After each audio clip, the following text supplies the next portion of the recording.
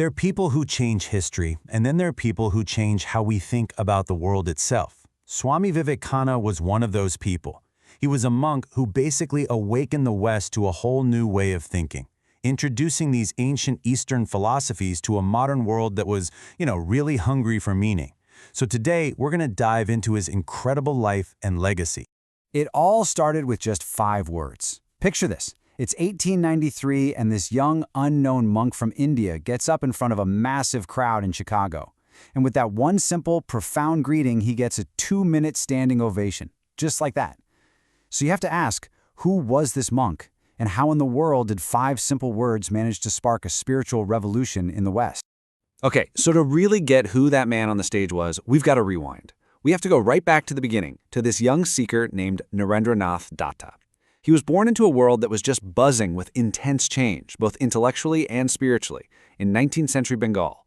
So he was born in Calcutta, and his family life, well, it was a real study in contrasts. You had his father, a successful attorney, who was all about the rational, progressive, kind of modern world of British India. But then his mother was the complete opposite, a deeply devout woman, totally steeped in ancient traditions and faith. And it's this combination, this mix of head and heart, that would pretty much define his entire life.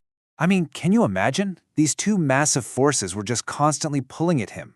On one side, his dad's influence gave him this rational, almost skeptical way of thinking, educated in all the Western philosophy. But on the other side, his mom nurtured this deep, devotional spirituality, and this created a huge inner conflict. It's like his mind was screaming for proof, for evidence, while his heart desperately wanted to just believe.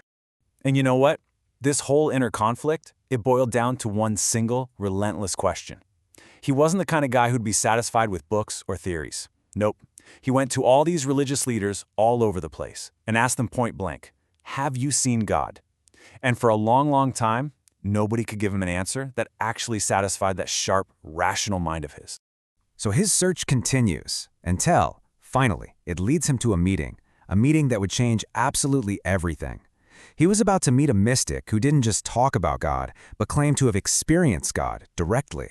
This man's name was Sri Brahmakrishna Paramahamsa, and he was unlike anyone Narendranath had ever met. On the surface, he was just a simple temple priest, but his whole life was this testament to profound spiritual realization. So of course Narendranath asks him that same burning question, "Have you seen God?" And Ramakrishna, he just looks at him and says, "Yes, I see him just as I see you here, only in a much more intense sense." Can you imagine hearing that? Finally, a direct answer.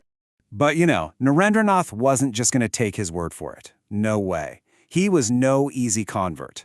He started out as a total skeptic, rigorously testing everything Ramakrishna said, questioning his spiritual states. But over time, something started to shift. He found all his intellectual doubts just melting away in the face of Ramakrishna's incredible love and just undeniable spiritual depth. And after years of intense training, and after his master passed away, he took his monastic vows. He emerged as Swami Vivekananda, ready to lead his fellow disciples. So he's now Swami Vivekananda. But here's the thing. He didn't just retreat into some quiet, contemplative life. Not at all. Instead, he set out on this epic journey. But he wasn't looking for God in a temple anymore. He was on a quest to discover the very soul of India itself. For 5 whole years, he basically walked across India as a poor, wandering monk. And let me tell you, this journey was a harsh, harsh education.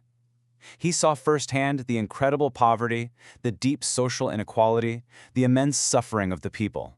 And this experience, it didn't just change him, it completely transformed his entire spiritual vision. And this journey led to a massive breakthrough, a real aha moment. He started to see that divinity wasn't just something you find in temples or in quiet meditation. No, it was alive. It was right there, present in the suffering faces of the poor and the marginalized. And this huge realization gave birth to this powerful new idea he called Daridra Narayana, which literally means God in the poor. And just like that, his mission became crystal clear. For him, spirituality couldn't be some solitary quest for your own personal salvation anymore. It had to be about action.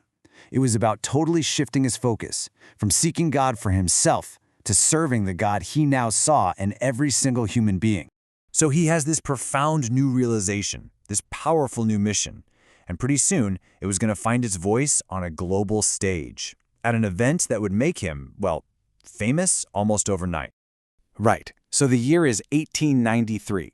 He travels all the way to Chicago to represent Hinduism at the very first World's Parliament of Religions. And when he got there, nobody knew who he was. He was a complete unknown. But let me tell you, he would leave as an absolute sensation. And his message, it was completely revolutionary, especially for a Western audience that was really used to religious exclusivity. You know, my way is the only way. He didn't get up there and argue that his path was the only true one. Not at all. Instead, he presented this core Vedantic idea that all religions are basically valid paths leading to the same ultimate truth. It was this radical call to end fanaticism and start a new era of spiritual unity. And the impact was, wow. It was immediate and it was lasting. He ended up spending years lecturing all across America and Europe. He founded Vedanta societies to teach Indian philosophy. He introduced the core concepts of yoga to the West, and he basically built this genuine cultural bridge between East and West that hadn't really existed before. But here's the key thing about Vivekananda. His goal was never just to talk. He wanted to create a real framework for actually living these ideals. And this is the philosophy he called practical Vedanta. So what is practical Vedanta? Well, at its very heart is this idea: every single soul is already divine. The true purpose of life, he said, isn't just to passively believe in something. The real goal is to actively work to manifest that divinity that's already inside of you. And to actually do this, he offered a practical toolkit, which he called the 4 yogas. Think of it like this.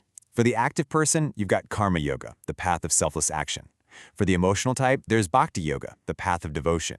If you're more intellectual, there's Jnana Yoga, the path of knowledge, and for the meditative person, there's Raja Yoga, the path of mental discipline. It's this beautiful, holistic system that has something for everyone. And to make sure his vision would live on long after he was gone, he created an institution. He went back to India, and in 1897, he founded the Ramakrishna Mission. This was an organization specifically designed to carry out his ideal of service as worship, but on a massive scale. And the mission's work is truly the embodiment of his entire vision. I mean, they run hospitals, schools, and orphanages, they provide disaster relief and support rural development, and all the while they're offering spiritual guidance. This, right here, is practical Vedanta in action. So you see, because of all this, Vivekananda wasn't just a religious figure. He was so much more. He was really a civilizational reformer. His ideas about self-confidence, about service, about this kind of spiritual humanism, they inspired a whole generation of Indian leaders, including giants like Mahatma Gandhi and Rabindranath Tagore, as they worked to shape modern India. When you really boil it down, his life was all about synthesis. It wasn't about choosing between faith and reason, or between action and contemplation. For Vivekananda, a truly complete life was a perfect blend of all 4. It was about having the mind of a philosopher, the heart of a devotee, the body of a worker, and the soul of a mystic, all at the same time. And so all of this leaves us with a really powerful question for our own time. His core teaching was actually pretty simple: see the divine in every single person. It doesn't matter who they are, what they believe. So in a world that feels more divided than ever, what might actually change if each of us tried to truly live by that one simple but completely revolutionary idea?